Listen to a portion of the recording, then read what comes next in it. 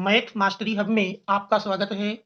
आज हम high school board परीक्षा 2024 27 फरवरी को संपन्न हुए गणित प्रश्न पत्र संकेतांक 822 IA के सेक्शन बी को हल करेंगे, जिसके निर्देशांक 2-3 दो बिंदुओं के बीच की दूरी AB इक्वल टू फार्मूला है under root x2 minus x1 का whole square plus y2 minus y1 का होल स्क्वायर।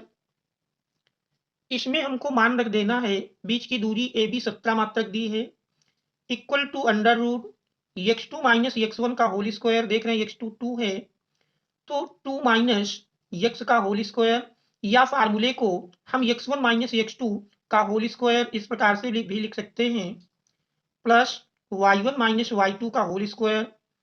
अब इसमें अगर हम मान रख दें x1 देख रहे हैं x है तो x माइनस x2 का मान 2 है तो x माइनस 2 का होल स्क्वायर प्लस y1 देख रहे हैं 5 है, 5 माइनस घटाएंगे तो माइनस माइनस प्लस हो जाएगा होल स्क्वायर इक्वल टू 17 दिया है। दोनों ओर का वर्ग कर लेते हैं तो अंडर रूट हट जाएगा। दोनों ओर का वर्ग करने पर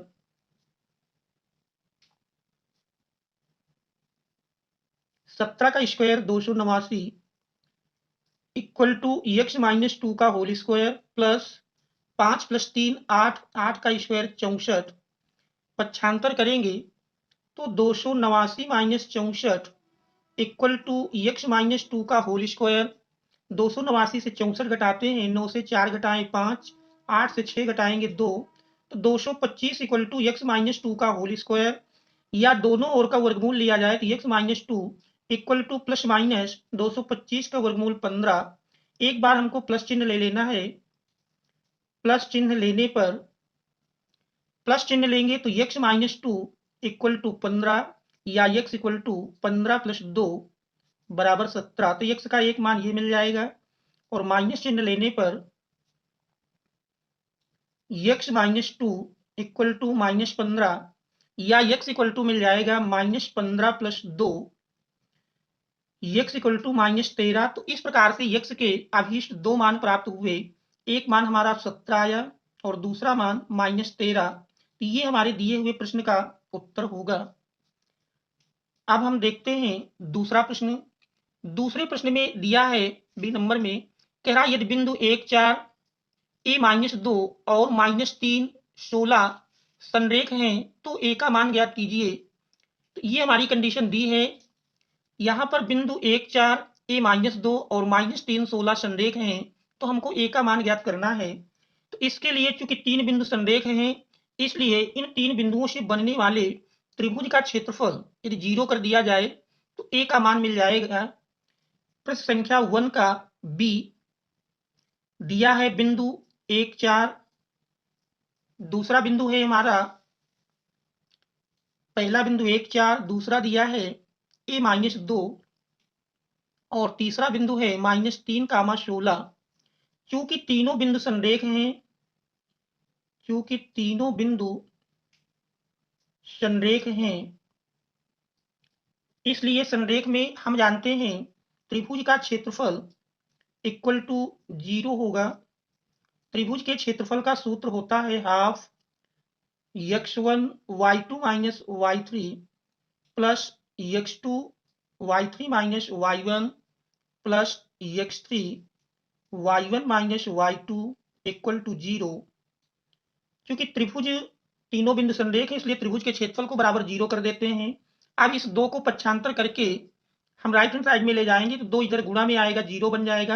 अब हम क्रमशः मान रख देते हैं। x1 देख रहे हैं 1 है, y2 माइनस y3 तो y2 का मान देख रहे हैं माइनस 2 माइनस y3 16 है प्लस x2 का मान a है, y3 माइनस y1 16 है माइनस y1 4 है प्लस x3 का मान देख रहे हैं माइनस 3 है, y1 माइनस y2 4 माइनस और माइनस 2 रखेंगे तो प्लस 2 हो जाएगा इक्वल टू 0। अब इसको हम सरल कर लेंगे तो 1 इंटू माइनस 16 माइनस 2 माइनस 18 में 1 से गुणा होगा तो माइनस 18 प्लस a इंटू 16 से 4 घटाएंगे 12 मिल जाएगा प्लस -3 और 4 + 2 6 प्लस माइनस का गुणा माइनस हुआ। तो इस प्रकार से -6 × 18 = 0। तो -18 + 12a -18 = 0। 18 -18 मिलकर -36। तो 12a बराबर 36 या a बराबर मिल जाएगा 36/12, 12 तिहाई 36। तो इस प्रकार से a का मान 3 प्राप्त हो जाता है। तो ये हमारे दिए हुए प्रश्न का उत्तर मिलेगा। इसके बाद अगला प्रश्न है। अगले प्रश्न में दिया है, क्या सिद्ध कीजिए 1 + sin theta upon cos theta plus cos theta upon 1 + sin theta = 2 sec theta. ये हमको सिद्ध करके लाना है। तो दिए हुए प्रश्न में प्रश्न संख्या 1 का सी 1 के सी में दिया है, कह रहा 1 + sin theta upon cos theta, 1 + sin theta upon cos theta plus cos theta upon 1 + sin theta. ये प्रश्न की लेफ्ट हैंड साइड है, इसी को लेकर चलते हैं और सिद्ध करके हमको 2 sec थीटा लाना है। अब इसमें हम दोनों का लासा ले लेंगे, तो लासा मिल जाएगा cos theta into 1 + sin theta. अब हम तिरछा गुणा कर लेंगे, तो 1 + sin थीटा का whole square plus cos theta into cos theta, cos square theta.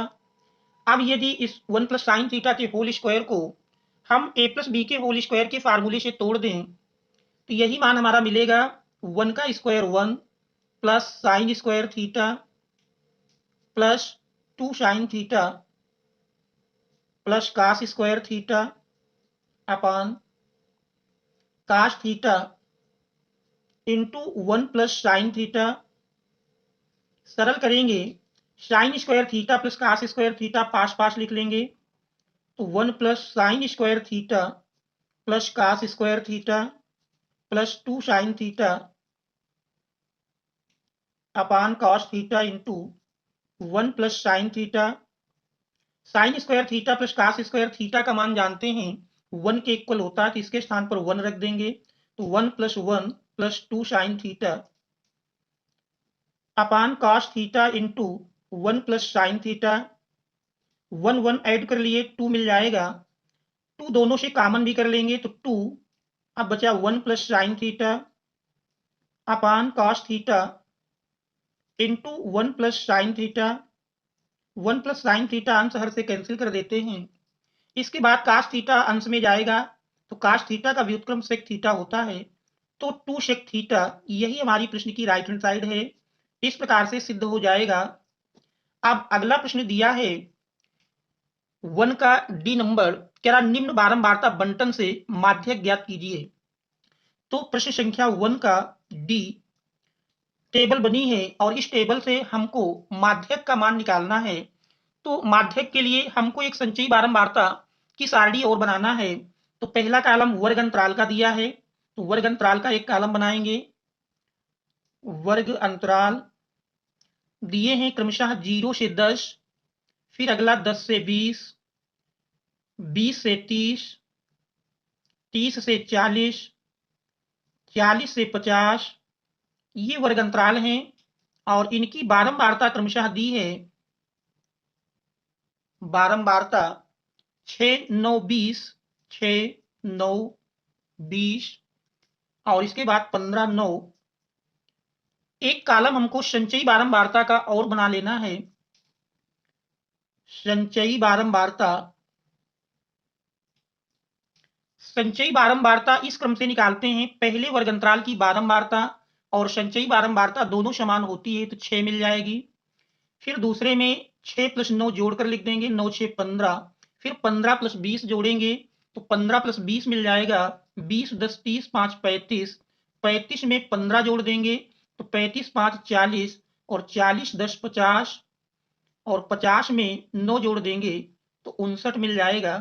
इसके बाद अगर हम बारंबारताओं का योग निकालें, तो जब बारंबारताओं का योग निकालेंगे तो n बराबर, देखिए जोड़ते हैं 9 5 14 और 14 6 20, 20 9 29, हासिल 2 मिले, 2 1 3, 3 2 5। तो देख रहे हैं अंतिम संचयी बारंबारता और बारंबारताओं का योग समान मिलता है। तो इसके पश्चात हम n/2 का मान निकालेंगे। तो n/2 इक्वल टू 59/2 और 59/2 अगर देखा जाए तो ये हमारा 2 दुनाई 4 और 1 19 हुआ, 2 नहीं 18 और 2 पंचे 10, 29.5। 29.5 अगर देखा जाए तो ये हमारा संचयी बारंबारता 35 के अंतर्गत मिलेगा। इसलिए माध्यक वर्ग 20 से 30 होगा। अतः माध्यक वर्ग 20 से 30 होगा।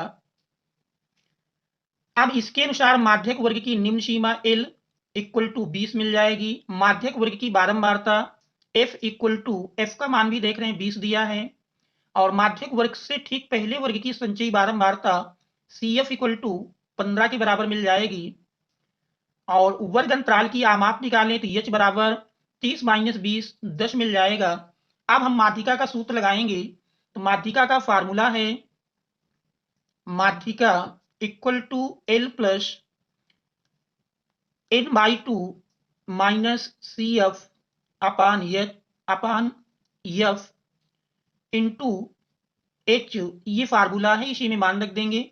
L का मान देख रहे हैं 20 है, प्लस n/2 29.5 मिला है, माइनस CF का मान देख रहे हैं 15 आया है, अपान F का मान 20 है, इंटू H देख रहे हैं 10 है, एक जीरो कैंसिल कर देते हैं। तो 20 प्लस 29.5 से 15 घटाएंगे 0.5, 9 से 5 घटाएं 4 और 2 से 1 घटाते हैं बटे 2, काट करके सरल करेंगे तो 2 सत्ते 14, 2 दुनाई 4 और 2 पंचे 10। तो 20 प्लस 7.25 यानी 27.25 ये माध्यिका का मान होगा। तो ये हमारे दिए हुए प्रश्न का उत्तर हो जाएगा। इसके बाद प्रश्न संख्या 1 का ई दिया है संख्याओं 92 और 510 का, कह रहा एलसीएम ज्ञात कीजिए। तो हमको संख्याओं 92 और 510 का एलसीएम निकालना है। इसके लिए सबसे पहले इनके हम गुणनखंड कर लेंगे। तो अगर देखें प्रश्न संख्या 1 का ई, संख्याएं हैं दी हुई हैं, दोनों के गुणनखंड करेंगे। तो क्वेश्चन नंबर 1 का ई, 1 के ई में 1 का ई, ये पार्ट हमारा दिया है 92 और 510। पहली संख्या 92 है, इसका गुणनखंड करेंगे। इसके बाद 510, 92 को अगर देखा जाए 2 से विभाजित हो जाएगी, 2 चौको 8, 2 छंग 12, फिर 2 से काटेंगे, 2 दुनाई 4, 2 तिहाई 6। इस प्रकार से 92 के गुणनखंड मिले 2 इंटू 2 इंटू 23। 510 के करेंगे, 2 से विभाजित करेंगे, 2 दुनाई 4, 2 पंचे 10, फिर 2 पंचे 10। अब इसके बाद 5 5 10, 2 12, 3 से विभाजित हो जाएगी, 3 से विभाजित करेंगे, 3 अठे 24, 3 पचे 15। अब 5 से विभाजित कर दें, 17 पचे 85। इसके बाद 17 से विभाजित कर देंगे, 17 एकम 17। इस प्रकार से 510 के गुणनखंड प्राप्त हुए 2 इंटू 3 इंटू 5 इंटू 17। अब दोनों का एलसीएम निकालना है। तो एलसीएम में जानते हैं पहले के हम सभी गुणनखंड लिख लेंगे, 2 इंटू 2 इंटू 23। अब दूसरे से उन गुणनखंडों को और लिख लेना है जो कि ना लिखे गए हों। इसमें देख रहे हैं 2 लिख चुके हैं, 3 नहीं लिखा गया तो 3 लिख लेंगे, और इसके बाद 5 भी लिखना है और 17। अब इन संख्याओं का आपस में हम गुणा कर लेंगे। गुणनफल जो प्राप्त होगा वही दी हुई संख्याओं 92 और 510 का एलसीएम होगा। तो अब इसको हल कर लेते हैं। देखिए गुणा करेंगे, 5 दुनाई 10, 5 और 2 का गुणनफल करके 5 दुनाई 10 हम अलग कर लें। इसके बाद शेष संख्याओं में हमारी 23 है, 1 2 और 3 का गुणा किए, 3 दुनाई 6 और गुणे 17 गुणे 2 और 5 का गुणनफल 10 लिख देते हैं। अब इसके बाद इन संख्याओं का गुणा कर लेंगे। तो गुणा में देखिए हमारा मिलेगा, पहले 17 और 23 का कर लें, 17 × 3 = 51, 17 दुनाई 34 और 34 5 मिलकर के 39 गुणे 6 गुणे 10, 6 से गुणा कर दिए, 6 कम 6, 6 नहीं का 54, 54 के 4 मिल गया, 6 18 और 18 5 23। इसके बाद 10 से गुणा होगा तो एक जीरो लग जाएगा, तो एलसीएम इक्वल टू मिला, एलसीएम इक्वल टू 23,460। ये दिए हुए प्रश्न का उत्तर हो जाएगा। अब इसके बाद हमारा अगला प्रश्न है। अगले प्रश्न में कह रहा सिद्ध कीजिए कि अंडर रूट 3 एक अपरिमेय संख्या है। तो इस प्रश्न को सिद्ध करने के लिए इसका अपोजिट मानकर चलेंगे। हमको मान लेना है कि माना अंडर रूट 3 एक परिमेय संख्या है। इसे मान लेंगे कि माना अंडर रूट 3 एक परिमेय संख्या है। प्रश्न संख्या 1 का इफ माना अंडर रूट 3 एक परिमेय संख्या है,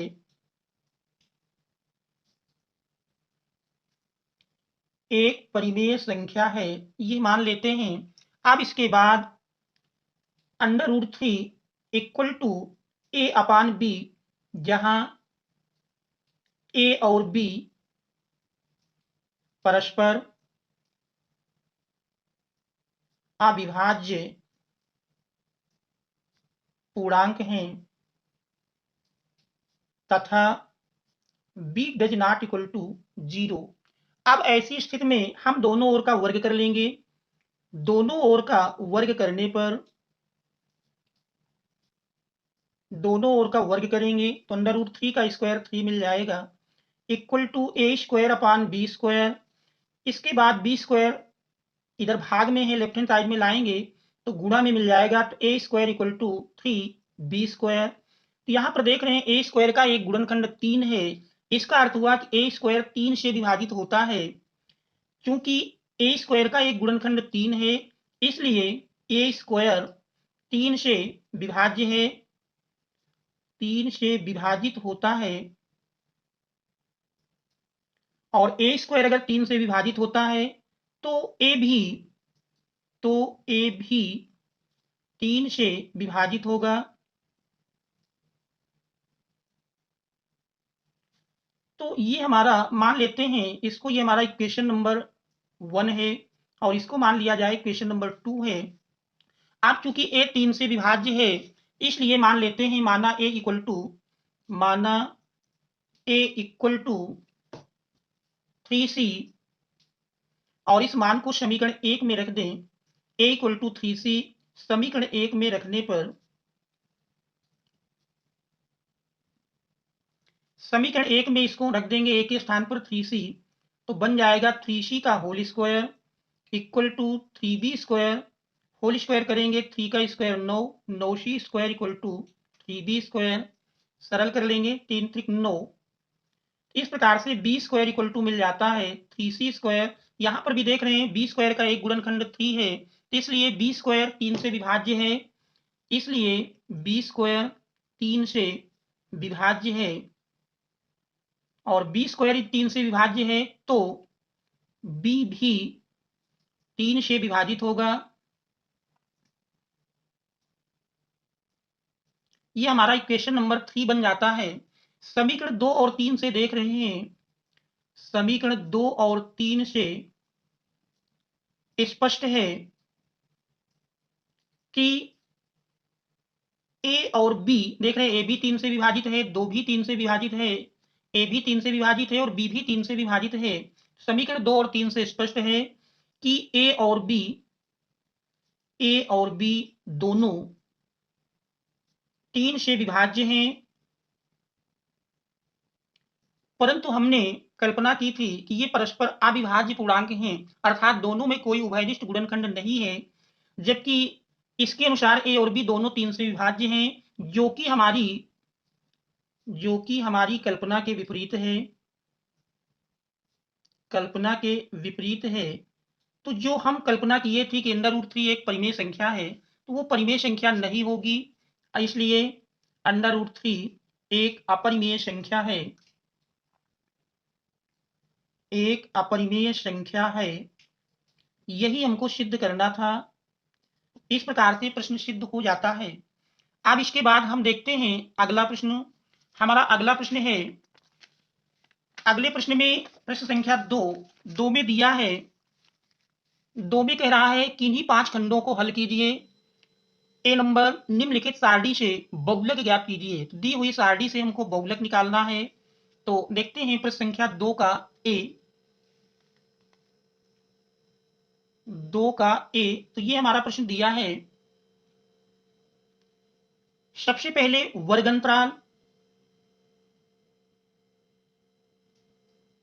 अंतराल क्रमशः दिए हैं 0 से 10, 10 से 20, 20 से 30, 30 से 40, 40 से 50 और इनकी बारंबारताएं क्रमशः दी हैं।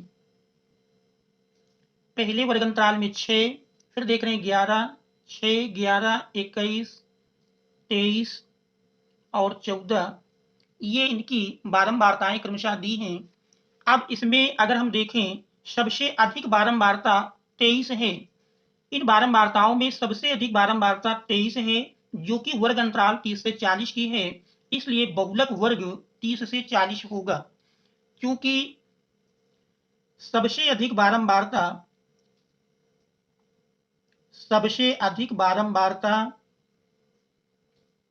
23 है। इसलिए बहुलक वर्ग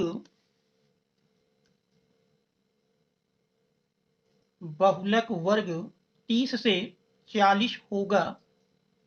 इससे हम निकालें बहुलक वर्ग की निम्न सीमा, L बराबर 30 मिल जाएगी और बहुलक वर्ग की बारंबारता यानी F1 का मान 23 मिलेगा। F1 equal to 23। F0 बहुलक वर्ग से ठीक पहले वर्ग की बारंबारता, जिसका मान 21 दिया है। F2 होती है बहुलक वर्ग के ठीक बाद के वर्ग की बारंबारता, जिसका मान देख रहे हैं 14 दिया है। और वर्ग अंतराल की आमाप निकालें। वर्ग अंतराल की आमाप h बराबर मिलेगी 40 माइनस 30 अर्थात 10। अब हम बहुलक का सूत्र लगाएंगे। बहुलक का फार्मूला है, बहुलक इक्वल टू होता है L plus F1 minus F0 अपान 2F1 minus F0 minus F2 into H। ये फार्मूला है, इसी में हमको मान रख देना है। L का मान देख रहे हैं 30 दिया है, प्लस F1 अगर देखें तो F1 हमारा मिला है 23 माइनस F0 का मान 21 है अपान 2F1 यानी 2 इंटू F1 23 है माइनस F0 21 है माइनस F2 का मान देख रहे हैं 14 दिया है इंटू H का मान 10 प्राप्त हुआ है। अब इसको सरल कर लेंगे। सरल करने पर 30 प्लस 23 से 21 घटाएंगे, 21 2 23 अपान 23 दूनी 46 माइनस माइनस जोड़ दिए 21 4 25 10 35 इंटू 10। अब इसको हम सरल करेंगे तो 30 प्लस 2 बटे 46 से 35 घटाएंगे 11 मिल गया इंटू 10। सरल करेंगे तो 30 प्लस 10 दुनाई 20, 20 बटे 11 और 20 बटे 11 को यदि सरल करें तो 30 प्लस देखिए 11 एकम 11, 11 9 20 90 हुआ, 11 8 88, फिर हमारा 2 बचेगा 0 यानी 20 हुआ, 11 एकम 11, तो लगभग ये हमारा 30 प्लस 1.81 जोड़ेंगे तो 31.81 ये बहुलक का मान मिल जाएगा। तो यही हमारे दिए हुए प्रश्न का उत्तर होगा। अब हम देखते हैं अगला प्रश्न। हमारा अगला प्रश्न दिया है, अगले प्रश्न में कह रहा है सिद्ध कीजिए किसी बाह्य बिंदु से वृत्त पर खींची गई स्पर्श रेखाओं की लंबाइयां बराबर होती हैं। तो सिद्ध कीजिए किसी बाह्य बिंदु से, ये प्रश्न संख्या हमारा 2 का बी है। 2 के बी में दिया है सिद्ध कीजिए किसी बाह्य बिंदु से वृत्त पर खींची गई स्पर्श रेखाओं की लंबाइयां बराबर होती हैं। तो कोई एक वृत्त है, मान लेते हैं कोई ओ केंद्र का ये एक वृत्त है और वृत्त की बाह्य कोई बिंदु P है और इस बाह्य बिंदु से वृत्त पर स्पर्शियां खींची गई हैं और हमको दिखाना है कि ये स्पर्शियां समान लंबाई की होती हैं। PA और PB दो स्पर्श रेखाएं हैं, ओ केंद्र का वृत्त है, केंद्र से स्पर्श बिंदु को मिला देते हैं और यदि इस बाह्य बिंदु से भी केंद्र को मिला लिया जाए तो प्रश्न में दिया है कि सिद्ध कीजिए किसी बाह्य बिंदु से वृत्त पर खींची गई स्पर्श रेखाओं की लंबाइयां बराबर होती हैं। इस प्रश्न में हमारी दी हुई कंडीशन है, दिया है लिख लेंगे, दिया है मैं कह रहा ओ केंद्र के वृत्त में ओ केंद्र के वृत्त में बाह्य बिंदु P से बाह्य बिंदु P से बाह्य बिंदु P से वृत्त पर PA और PB दो स्पर्श रेखाएं हैं। ये हमारा दिया है, सिद्ध करना है। सिद्ध करना में कह रहा है कि इनकी लंबाइयां समान होती हैं, अर्थात PA इक्वल टू PB, ये हमको सिद्ध करना है।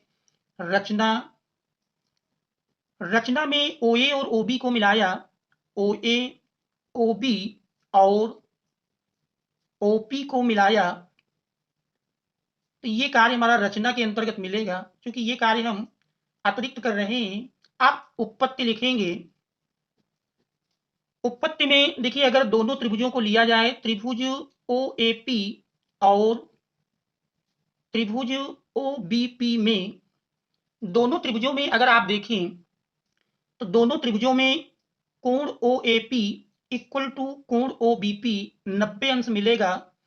क्योंकि स्पर्श रेखा के स्पर्श बिंदु पर खींची गई त्रिज्या स्पर्श रेखा पर लंब होती है।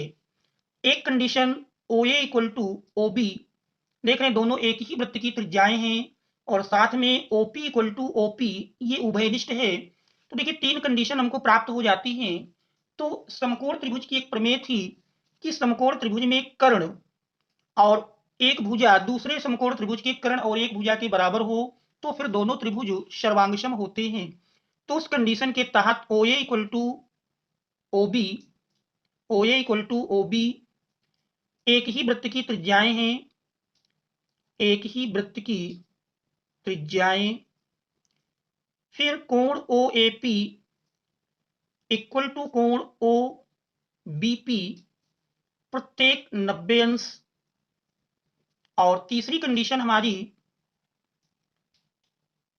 OP इक्वल टू OP उभयनिष्ठ है। इस प्रकार से RHS प्रमेय से हमारे दोनों त्रिभुज सर्वांगसम हो जाएंगे। त्रिभुज OAP सर्वांगसम मिल जाएगा त्रिभुज OBP के। यह हमारी समकोण त्रिभुज की प्रमेय RHS थ्योरम से। अब जब दो त्रिभुज सर्वांगसम हुए तो इनकी संगत भुजाएं जानते हैं आपस में बराबर होंगी, इसलिए PA इक्वल टू PB मिल जाएगा। यही हमको सिद्ध करके लाना था। इस प्रकार से ये प्रश्न हमारा सिद्ध हो जाता है। इसके बाद प्रश्न संख्या 2 का C दिया है। 2 के C में दिया है कि एक त्रिभुज ABC की भुजा BC पर एक बिंदु D इस प्रकार स्थित है कि कोण ADC इक्वल टू कोण BAC। तो हमको सिद्ध करके लाना है CA square equal to CB into CD, ये हमको सिद्ध करना है। तो इसमें अगर देखें एक त्रिभुज बनाते हैं। मान लेते हैं कोई त्रिभुज ABC है और इस त्रिभुज ABC में क्या एक त्रिभुज ABC की भुजा BC पर एक बिंदु D इस प्रकार स्थित है कि कोण ADC इक्वल टू कोण BAC, तो सिद्ध कीजिए कि CA square equal to CB into CD। त्रिभुज ABC की भुजा BC पर एक बिंदु D इस प्रकार है कि कोण ADC और कोण BAC कहना बराबर हैं। तो BC पर कोई बिंदु D ले लेते हैं, जिसके अनुसार कह रहा है कोण ADC अर्थात इस कोण की बात कह रहा है, कोण ADC इक्वल टू कोण BAC, तो ये कोण हमारा इस कोण के बराबर है। तो सिद्ध करके लाना है CA square equal to CB into CD। इसमें दिया है त्रिभुज ABC में बिंदु D इस प्रकार है,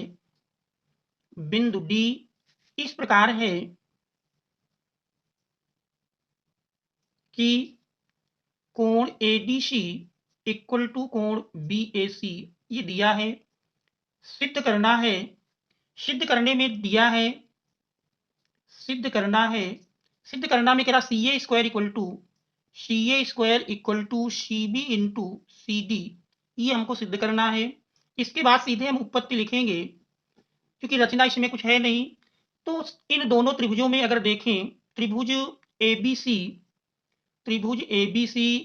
और त्रिभुज डीएसी में, इन दोनों त्रिभुजों में त्रिभुज एबीसी का देख रहे हैं कोण ए इक्वल टू दिया है त्रिभुज डीएसी के कोण डी के बराबर। दूसरा देख रहे हैं कोण सी, दोनों त्रिभुजों में उभयनिष्ठ है, इसलिए दोनों त्रिभुज समरूप होंगे। इसमें हम पा रहे हैं कोण एडीसी, त्रिभुज एबीसी का कोण बीएसी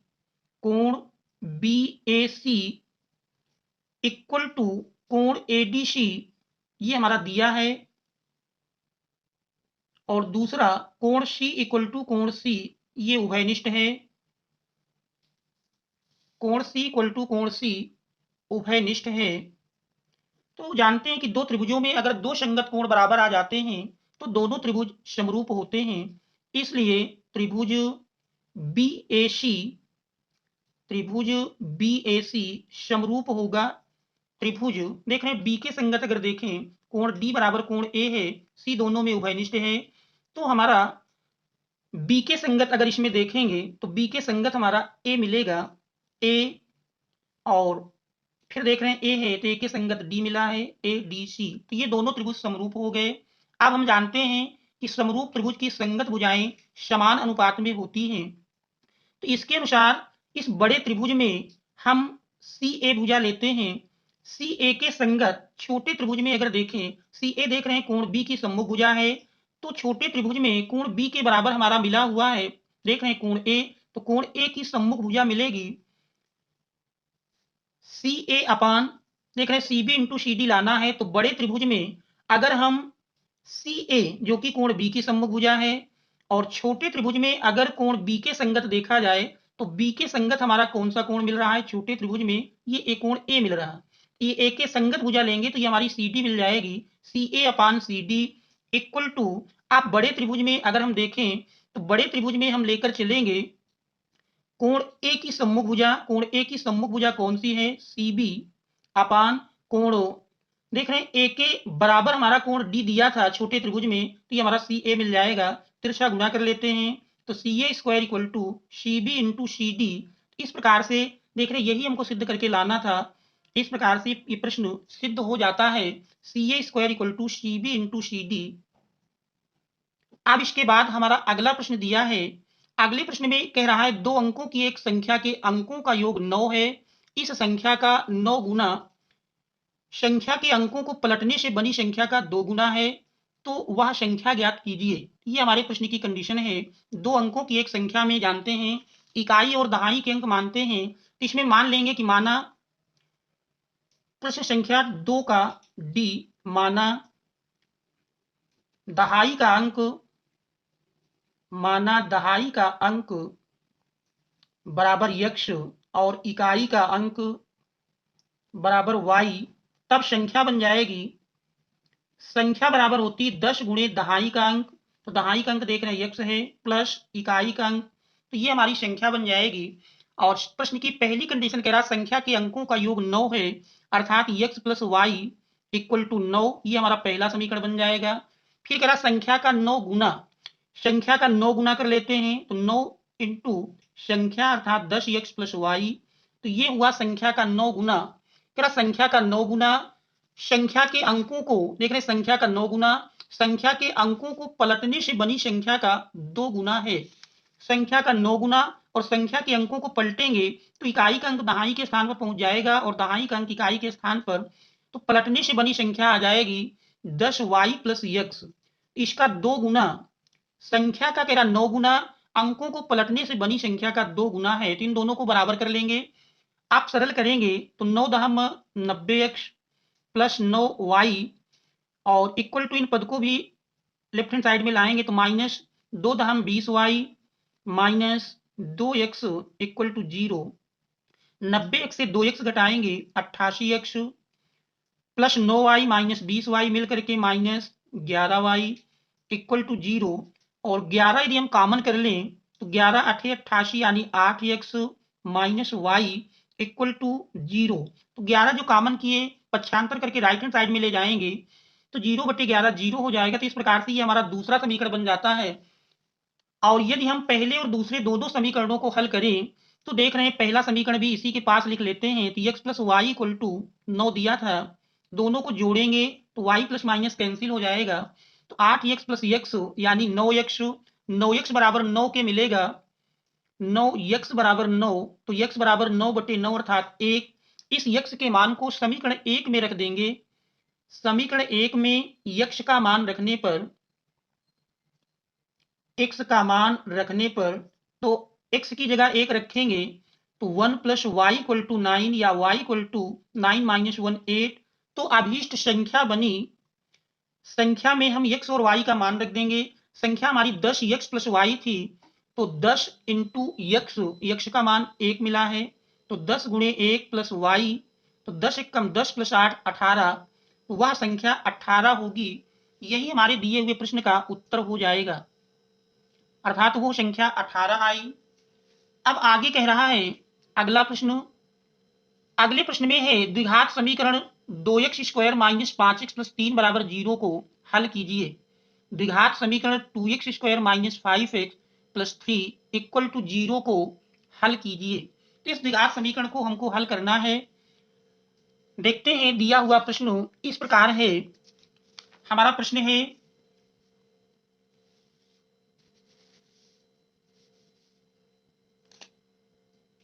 दूसरे का ई नंबर। द्विघात समीकरण है 2x square minus 5x plus 3 equal to 0। इसको हल करना है तो इसमें अगर देखें तो 3 दुनाई 6, 6 के ऐसे दो खंड करना है कि जोड़ने पर 5 मिले, तो खंड हमारे यही 2 प्लस 3 होंगे। तो इस प्रकार से 2x square minus 2x minus 3x plus 3 equal to 0। अब इसको हम सरल कर लेंगे, दो का समूह बना के कॉमन करें। पहले समूह से 2x कॉमन करेंगे तो मिला x माइनस 1, दूसरे से माइनस 3 कॉमन कर लेंगे तो x माइनस 1 इक्वल टू 0। आप दोनों में देख रहे हैं x माइनस 1 पुनः कॉमन मिल रहा है, तो x माइनस 1 को फिर कॉमन कर लिए तो ये हमारा आया 2x माइनस 3 इक्वल टू 0। दोनों को क्रमशः एक एक बार 0 के बराबर कर लेंगे। यदि x माइनस 1 इक्वल टू 0 तो x इक्वल टू 1, और दूसरा भाग यदि 2x माइनस 3 इक्वल टू 0 तो 2x इक्वल टू 3 या x इक्वल टू 3/2। तो द्विघात समीकरण के अभीष्ट हल में x का मान मिला, एक मान 1 और दूसरा 3/2। तो यही हमारे दिए हुए प्रश्न का अभीष्ट आंसर होगा। इसके बाद अगला प्रश्न है दूसरे का एफ नंबर दिया है। दूसरे के एफ में कह रहा है कि यदि एक बगीचे, प्रश्न है कह रहा है एक बगीचे की परिमाप 120 मीटर और क्षेत्रफल 800 मीटर स्क्वायर है तो उसकी लंबाई और चौड़ाई ज्ञात कीजिए। कह रहा लंबाई चौड़ाई से 2 गुनी है।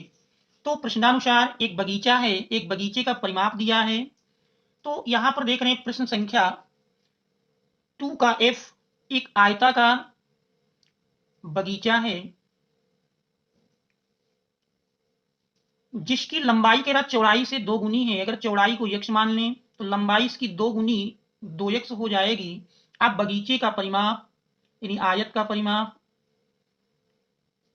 का परिमाप बराबर जानते हैं, ये हमारा दिया है कह रहा 120 मीटर है, 120 के बराबर कर दिए, जबकि परिमाप का सूत्र होता है 2 गुणे लंबाई प्लस चौड़ाई। इसमें हम लंबाई और चौड़ाई का मान रख देंगे तो लंबाई हमारी 2x है, चौड़ाई x है, इक्वल टू 120/2 काट देंगे, 60 गुनाई 120। तो इस प्रकार से 3x बराबर 60, तो हमारा x बराबर 20 तिहाई 60, x का मान 20 मिल जाता है।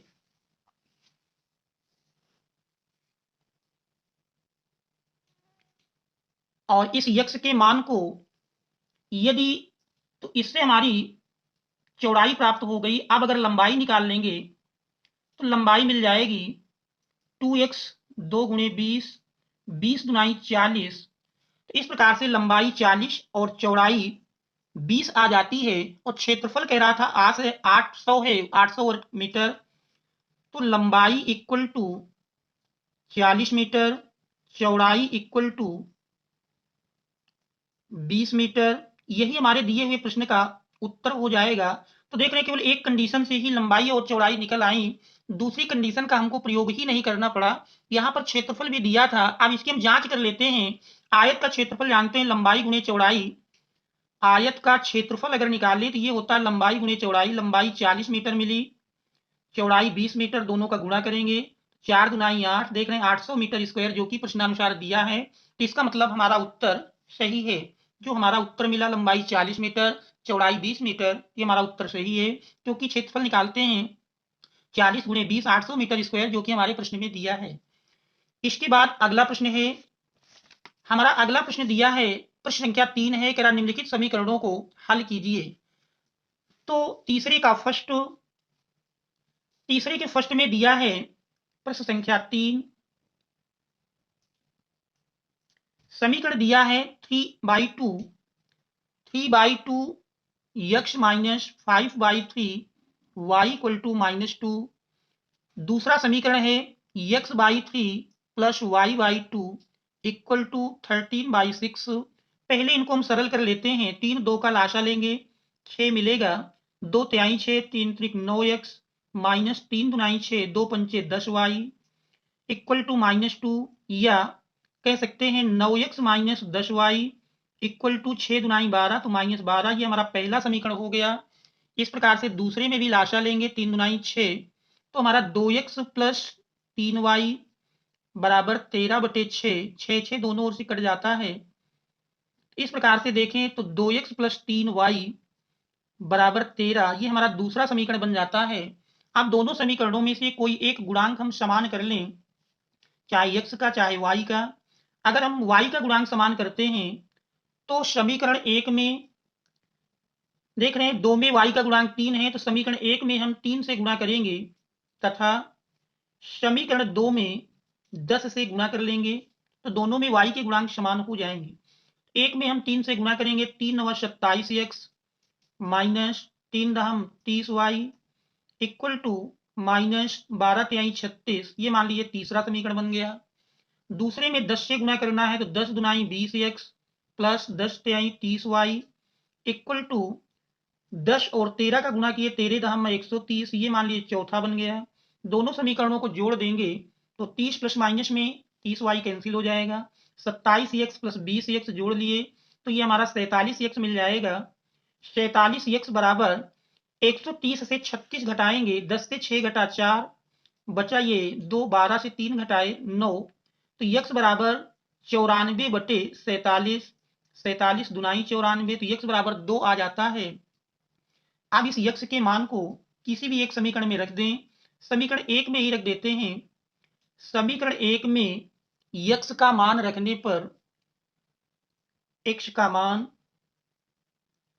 पर समीकरण 1 में x के स्थान पर हम 2 रख देंगे, तो 2 × 2 प्लस 3y इक्वल टू 13, तो 3y इक्वल टू 13 माइनस 4 अर्थात 9 मिल जाएगा। तो y इक्वल टू 9/3। इस प्रकार से प्रश्न का अभीष्ट हल x बराबर 2 और y बराबर 3 प्राप्त हो जाता है। यही हमारे दिए हुए प्रश्न का उत्तर होगा। अब हमारा अगला प्रश्न है। अगले प्रश्न में दिया है, अगले प्रश्न में कह रहा है कि उस एपी के प्रथम 51 पदों का योग ज्ञात कीजिए जिसके दूसरे और तीसरे पद क्रमशः 14 और 18 हैं। तो इस प्रश्न में देख रहे दिया है उस एपी के प्रथम 51 पदों का योग पूछ रहा है जिसके हम हल करते हैं प्रश्न 3 का, अथवा प्रश्न 3 का, अथवा इस पर दिया है, मान लेते हैं माना समांतर श्रेणी का प्रथम पद ए और सारवांतर डी है, ये हम मान लेते हैं। अब प्रश्नानुसार दूसरे और तीसरे पद दिए हैं।